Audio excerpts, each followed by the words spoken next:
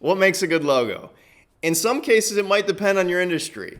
In some cases, the industry standards for logo design and brand design in theory is pretty bad. So you need to take that into consideration that, hey, for my industry, we all like this look. We all like this color. We all like this nasty font. So I'm going to say that, is it good to kind of differentiate yourself from the pack? Yes. But you also have to kind of look at your audience and say, hey, let's design something really well that still will align with our target customer or our target audience. So you need to take that into consideration. I'm not going to say it's really what's good design or good logo, bad logo. It's more about, is it successful for what your goals are?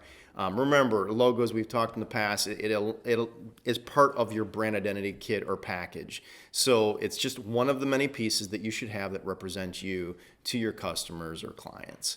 When it comes down to, is it good or bad? From a design critical thinking standpoint, we can argue, is this following good design principles, or are they breaking the rules in the right way?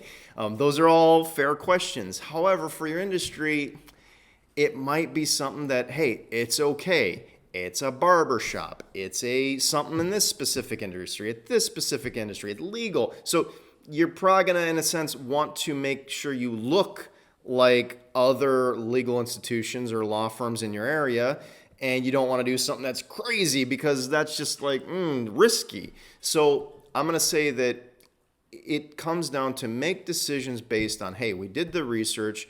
We know that, hey, this represents us well as far as our brand and organization, yet we still aren't going to be jarring to the point of our customers are going to think we don't know what we're doing. So you kind of have to look at it from that standpoint that, all right, does this align and meet our goals and standards well, or is this something we have to kind of look at? When it comes down to rebranding, I do think that contextual design inquiry is a good step to take, where you interview your customers, your team, your internal staff, as well as your external people that are just in the industry that could be potential customers or clients.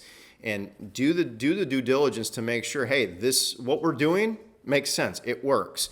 You're not going to make everyone happy, okay? So when it comes to logo design, I always get a little bit cringy when I see, hey, they put it out on Facebook. What do you think of my new logo? I'd like to get your feedback. Because it's like, whoa. You own the business. You make the call. If you want to ask and say, hey, customer A, customer B, customer C, I'd like to ask you some questions about my company. That's a much more qualitative way to go about it rather than quantitative. And because honestly, when it comes down to just shotgun approach, you're going to be getting people that just don't like the font, or they don't like the color, or they just don't like you. So the point is, try to make it where hey, you can actually get data that you can use and make decisions on that. When it comes down to, though, I do recommend, if you're a startup, follow design principles and somewhat align with your industry in the sense of you want to be differentiated from your competitors. However, you also don't want to be like out in left field. If everyone in the space is using this type of mark because people recognize that mark as, hey, that is a whatever type of organization or person I'm looking to hire, a law firm, a barber, what have you. You don't want to just go throw it all, oh, that's not important. Because if you want to have a growth strategy, you might need to bring that in some way, shape, or form, or invigorate it in a way where it's new and fresh and makes sense to your customer audience. Thanks so much. Tough question, but again, it's not really good or bad. Is it successful for your goals and objectives? Thanks, guys. Talk soon.